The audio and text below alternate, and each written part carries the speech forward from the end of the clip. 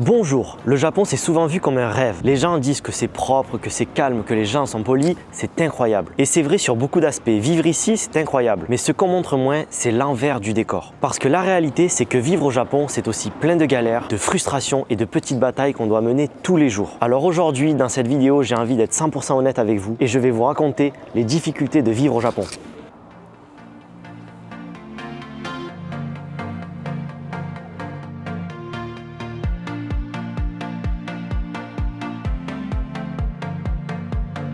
Quand je suis parti au Japon, j'étais en passe de devenir avocat. J'avais fait mes études et on va dire que j'étais sur une bonne voie. En France, j'avais une bonne situation, un grand appart d'environ 50 mètres carrés, j'avais 2 places de parking voiture, une salle de sport qui était plutôt pas mal à proximité et je pouvais rentrer voir ma famille plusieurs fois par mois, donc en gros j'avais une vie qui était plutôt confortable. Mais un jour j'ai pris une décision, tout laisser tomber. Je pars au Japon et donc là vous comprenez que c'est la première épreuve, je dois expliquer à ma famille pourquoi je veux partir et pourquoi le Japon. En gros c'était quoi? Tu vas tout plaquer pour partir à l'autre bout du monde? Ouais. Sauf que moi, j'avais une exigence envers moi-même, c'était de ne pas partir une année en PVT et d'être un peu touriste et de ne pas savoir quoi faire pendant un an au Japon, à part visiter. Je voulais apprendre, progresser et comprendre ce pays. Alors, je suis venu avec un visa étudiant. Et je me suis dit, même si tu rentres en France, après tu vas revenir avec un vrai skill, c'est-à-dire tu parleras japonais. Sauf qu'une fois arrivé ici, c'était le choc total. Un appartement de 13 mètres carrés, plus de voiture, je perds mon petit confort que j'avais avec moi en France. La salle de sport était littéralement aussi grande que ma chambre, c'est-à-dire qu'elle était minuscule. Et le pire dans tout ça, c'est que je n'avais aucune idée de ce que racontaient les gens autour de moi. Je devais tout refaire, avoir un numéro de téléphone, ouvrir un compte bancaire, comprendre même les papiers qu'on me présentait, me débrouiller dans une langue que je ne comprenais absolument pas. En gros, c'était un reset total de toute ma vie. En France, j'avais tout. Au Japon, j'avais rien. Et c'est pas prétentieux. Pour moi, avoir tout, c'est tout simplement avoir un toit, vivre confortablement, pouvoir aller faire du sport parce que c'est important pour la santé, bien manger. Donc en France, je considère que j'avais beaucoup de choses. Et quand je suis arrivé au Japon, eh bien, j'ai perdu énormément en qualité de vie. Mais par contre, j'avais une envie, c'était de me construire ici. Et aussi paradoxal que ça puisse paraître, je me sentais bien mieux ici avec peu qu'en France avec beaucoup.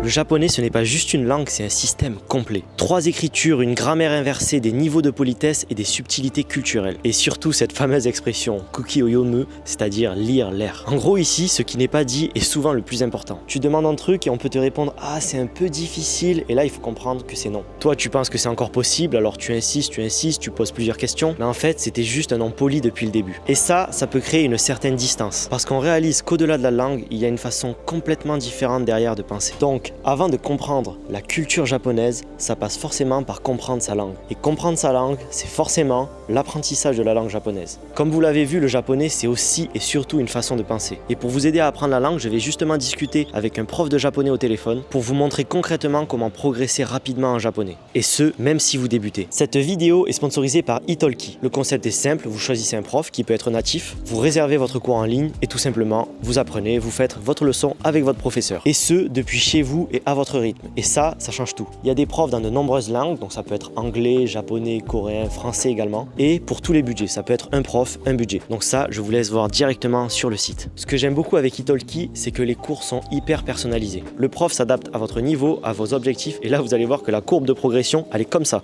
Dans mon cas, quand je suis arrivé au Japon, je suis passé par une école de japonais classique, et honnêtement, avec le travail à côté, c'était pas ouf, parce que coupler travail plus cours, plus révision, c'était assez compliqué de s'organiser dans la journée. Et c'est justement pour ça qu'Italki, ça change un peu la donne. Là, c'est vous et votre prof, et le tout tranquillement depuis chez vous. J'ai forcément essayé leur service avant de vous le recommander, et donc regardez cet échange que j'ai eu avec un professeur de japonais, vous n'allez pas être déçus. よろしくお願いします。はい。すごいYouTube チャンネル。ありがとうございます。いいチャンネル、面白い。スパルタンレースしてますか？知りません。でも名前がかっこいい。スパルタン。私は2011年に来たので、14年間フランスに。いつもまだカルチャーショックがまだあります。そうね、まあちょっとピラミッドみたいで、ビギナーが一番多い。で、あと日本に住んでる人でも日本語ができない人がたくさんいます。そう、みんな日本で日本語話さない。はい、ありがとうございます。失礼します。はい。Vous allez voir, vous sélectionnez votre professeur. En fonction du professeur, il a un planning avec des disponibilités. Vous avez qu'à cliquer pour sélectionner la disponibilité et confirmer ça avec lui. Et le gros avantage, c'est que vous pouvez même faire des leçons d'essai pour commencer. Et certains même parlent plusieurs langues. L'avantage, c'est que ce professeur de japonais, si vous ne comprenez pas quelque chose, va pouvoir vous l'expliquer en français ou en anglais. Chose que je n'avais pas du tout quand j'étais à l'école de japonais. C'était que du japonais. Je peux vous dire, quand vous arrivez et que vous comprenez rien, au début, c'est vraiment mieux d'avoir la petite explication en anglais ou dans votre propre langue. Et là, je peux vous assurer que vous allez progresser bien plus rapidement. Franchement, c'est beaucoup plus efficace d'avoir un prof juste pour vous et qui va vous corriger en temps réel. Cliquez sur le lien dans la description pour commencer votre apprentissage. Et avec mon code LEO25, si vous achetez pour l'équivalent de 10 €, vous allez recevoir 5 € gratuits pour votre première leçon.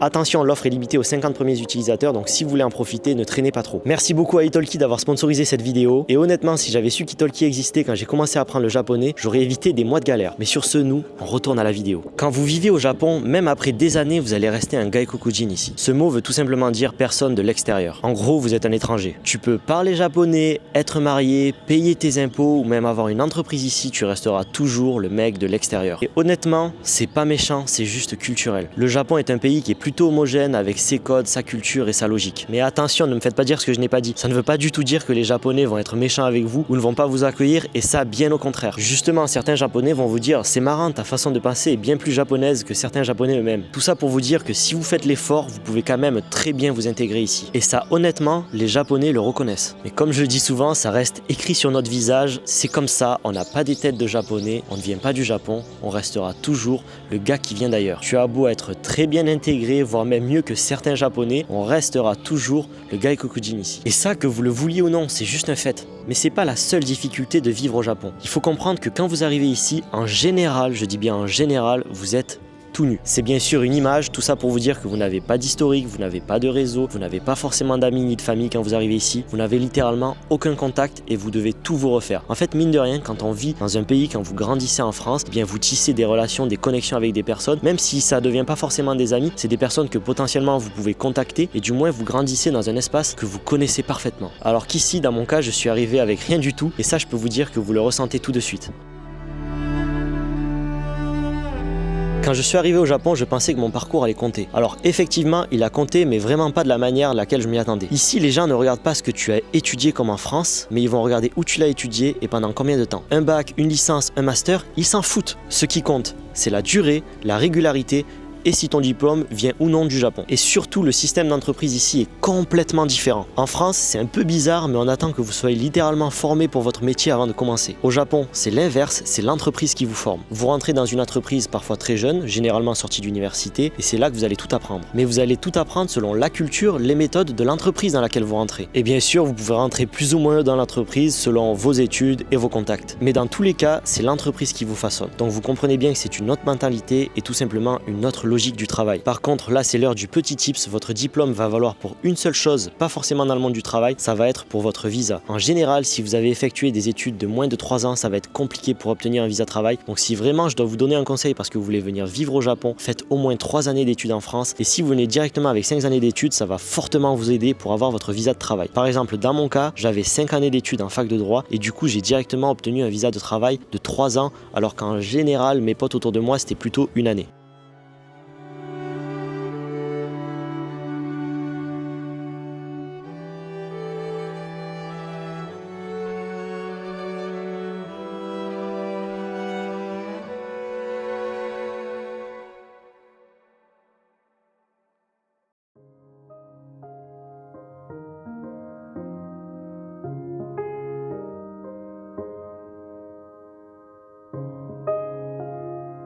Paysage vraiment magnifique et parfait pour aborder les relations humaines au Japon. Au-delà du travail, il y a quelque chose dont on parle très peu, c'est les relations au Japon. Ou du moins, quand on en parle, on dit un peu tout et son contraire. Mais attention, petit disclaimer, je rappelle quand même que je vais juste ici apporter ma vision des relations au Japon. Donc bien sûr, ça va dépendre des expériences de chacun, j'imagine. Au Japon, j'ai quand même l'impression que les relations, que ce soit en amour ou en amitié, sont quand même assez complexe ici. Et quand je dis assez complexe, encore une fois, je me place dans le prisme d'un étranger qui vient vivre au Japon. Là, je me mets dans la situation de moi quand je suis arrivé au Japon ou de vous si vous avez envie tout simplement de venir vivre ici. Pourquoi c'est plus difficile? Déjà tout simplement parce qu'il y a la barrière de la langue, ça c'est indéniable. Et ça, vous avez beau vivre ici depuis des années et vous avez beau être 100% bilingue en japonais, vous ne restez pas natif japonais et le japonais ne sonne pas non plus comme si c'était du français. Mais admettons qu'on oublie la barrière de la langue et que vous parliez exactement comme un japonais. Il y a ensuite la façon de penser japonaise qui est très différente de la façon de penser française. Déjà parce qu'on appelle l'implicite au Japon, donc les non-dits, les nuances, le respect du groupe, ça peut être complètement déroutant pour un étranger qui lui a grandi dans une culture beaucoup plus directe. Déjà parce que les Japonais en général ne montrent pas du tout ce qu'ils ressentent et on peut le dire, ils évitent pas mal les confrontations. Là où nous en France on est plus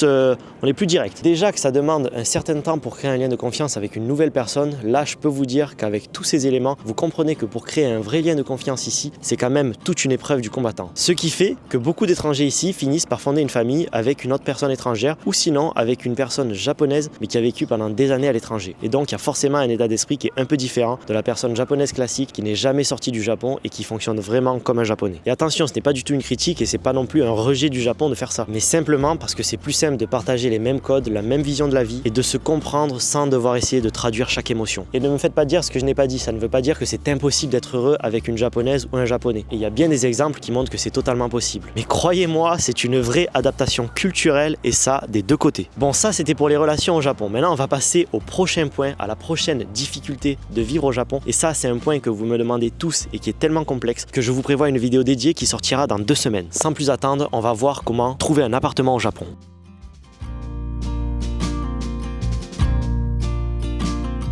Louer un appartement ici, ça peut vite devenir un enfer. Et attention, j'ai bien dit louer. Non, non, non. Je parle pas d'acheter un appart. Je parle simplement de louer un appartement ici. Vous pensez que votre dossier va passer? Ben pas du tout. Beaucoup d'agences de location vont tout simplement refuser de louer à un étranger ou vont demander un garant japonais. Et hop là, on revient à la première difficulté. Vous arrivez au Japon, vous n'avez pas forcément de famille, pas forcément d'amis. Vous n'avez pas d'historique ici. Et donc, vous n'avez pas de garant japonais. Et attention, on revient ensuite au point suivant. Il faut lier un lien de confiance. Et déjà que lier un lien de confiance dans son propre pays, c'est compliqué. Donc allez essayer de lier un lien de confiance quand vous arrivez au Japon. Je peux vous garantir que ça va durer des années, des mois pour les plus rapides, mais est-ce que c'est vraiment des amis de confiance et est-ce qu'ils vont accepter de se porter garant pour vous? Là, c'est un autre problème. Alors bien sûr qu'avec le temps, vous pouvez complètement gommer cette difficulté. Vous pouvez vous construire, vous marier, avoir vraiment des amis de confiance ou tout simplement des relations qui acceptent de se porter garante pour vous. Mais rien qu'à l'expliquer, vous comprenez déjà que c'est un parcours du combattant et que ça demande quand même une certaine expérience ou du moins une durée de vie ici qui est un peu plus longue que quelques mois. Et là, on se place encore une fois dans le prisme d'une personne qui arrive et qui a envie de vivre au Japon. Et même après ça, quand vous louez un appartement au Japon, il faut payer des frais absurdes. Ça, vous le connaissez, il y a le fameux Reikin, c'est-à-dire le cadeau au propriétaire. Encore une fois, pas tout le temps. Vous pouvez même l'éviter en demandant à votre agent immobilier de sélectionner des appartements sans ce cadeau au propriétaire. Bref, il faut payer l'assurance, l'agence, les mois de location, un peu comme en France. Vous comprenez que c'est quand même une vraie galère. Déjà que ça peut être compliqué en France quand vous êtes français, alors n'imaginez même pas quand vous êtes étranger dans un pays comme le Japon. Et on va même vous demander de remplir des formulaires interminables, parfois même à la main en kanji, vous n'allez pas forcément pouvoir écrire en romaji, donc l'écriture que nous on connaît. Donc vous comprenez que c'est une vraie épreuve de dessin et je peux vous dire quand vous retrouvez à devoir écrire comme ça et avoir l'impression d'être un nouveau-né, et bien là vous pouvez vous dire que vous n'êtes tout simplement pas du tout dans le système japonais. Bon, maintenant on va parler des banques et de la confiance. Ouvrir un compte bancaire ici, demander une carte, un prêt, vous comprenez que c'est un vrai parcours du combattant. Et là, je vous parle d'une simple carte, c'est-à-dire une carte de débit et pas une carte de crédit. Si vous voulez une carte de crédit au Japon, va falloir attendre. Parce qu'encore une fois, et c'est normal, tout repose sur la confiance. Et quand vous êtes étranger, encore une fois, vous n'avez pas d'historique, pas de garant japonais. Vous avez beau être sérieux, stable, avoir une boîte, certaines banques vont juste vous dire non. Et vous avez un peu l'impression de tout recommencer à zéro, comme si vous étiez gosse et que vous avez à peine 18 ans. Ah, le fameux stress du visa. Là, je peux vous assurer que le visa, c'est pas juste un papier, c'est littéralement toute votre vie ici. Et c'est probablement l'un des aspects les plus stressants quand vous vivez au Japon à long terme. Parce que peu importe depuis combien de temps vous êtes là, peu importe votre niveau de japonais, votre travail ou même votre implication dans le pays, vous n'êtes jamais tranquille. En fait, chaque renouvellement de visa, c'est un peu comme jouer à la roulette russe avec votre vie. Vous déposez votre dossier à l'immigration, puis vous attendez des semaines et parfois des mois pour avoir une réponse. Et bien sûr, sans savoir si ça va passer ou non. Donc là, je peux vous dire que vous pouvez être bilingue, adorer le Japon, le respecter même plus que certains Japonais. Si votre profil ne coche pas toutes les cases, ça va devenir un vrai parcours du combattant pour vous. Et j'ai l'impression que j'ai prononcé le mot parcours du combattant un bon nombre de fois au cours de cette vidéo. Et cette peur de devoir refuser ton visa ou même par la suite un visa permanent, je peux vous assurer qu'elle ne vous quitte pas complètement. Pour vous donner un exemple, j'ai récemment eu un petit PV sur la route. Rien de grave, une simple erreur, sur le moment j'ai un peu stressé, sauf que je me suis quand même demandé si ça allait pas impacter mon visa, si l'immigration pouvait me le reprocher, et heureusement non. Mais tout ça pour vous dire que ça montre bien ici que la moindre erreur peut tout remettre en question. Parce qu'au Japon, il ne suffit pas d'aimer le pays, il faut rentrer dans le système, et ce système il est très lourd et très strict. Et même quand vous remplissez toutes les conditions, vous avez toujours cette petite impression d'être sur le fil. Parce qu'au final, votre vie, votre travail, votre logement, votre quotidien ici, tout dépend d'un coup de tampon sur un dossier, d'une décision administrative que vous ne maîtrisez même pas. Et ça, croyez-moi que c'est une pression énorme. Et c'est pour ça que beaucoup d'étrangers, même après des années de vie ici, gardent toujours cette angoisse au fond d'eux. Et si cette fois, ils me disaient non.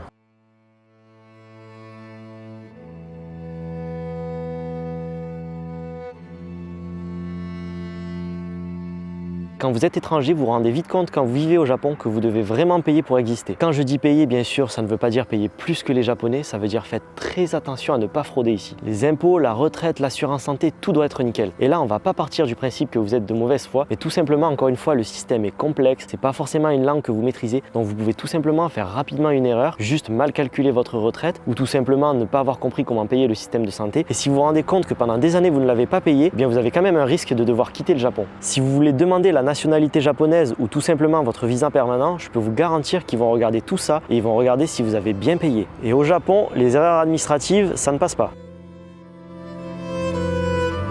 On bascule sur un des derniers points, c'est la pression d'être irréprochable. Ici, les étrangers le savent, on est observé. Et du coup, même nous-mêmes, on devient plus sévère entre nous. Du moins, si vous avez vraiment cette envie de vous intégrer au Japon. Parce que tout simplement, on ne veut pas que les Japonais pensent « Ah, encore un étranger qui fait n'importe quoi ». Alors, on fait attention à tout, on veut être exemplaire. Pas de débordement, pas de bruit, pas d'erreur, toujours être poli, toujours être calme, toujours parfait. Et ça, c'est une pression qui est invisible, mais qui est bien réelle. On est déjà sur la fin de cette vidéo, tout ça pour vous dire que vivre au Japon, ça reste une expérience incroyable, mais attention, ce n'est pas simple du tout. C'est pas le rêve qu'on imagine sur les réseaux sociaux, c'est beau, c'est propre, c'est fascinant, mais c'est aussi très dur et parfois vraiment injuste. Ici, tout est à construire, vous recommencez votre vie à zéro, mais c'est aussi ce qui rend l'expérience unique. Parce que quand vous regardez un peu en arrière, vous vous dites « Mince, j'ai quand même survécu à tout ça ». Malgré ce qu'on peut penser, le Japon c'est pas un pays facile, mais c'est ce qui fait qu'on l'aime encore plus. Sur ce, c'est déjà la fin de cette vidéo. Encore un grand merci à Italki d'avoir sponsorisé cette vidéo. N'oubliez pas, le petit lien est dans la description avec le code Léo25. Sur ce, nous on se fait des bisous, on se dit bye bye et à la prochaine.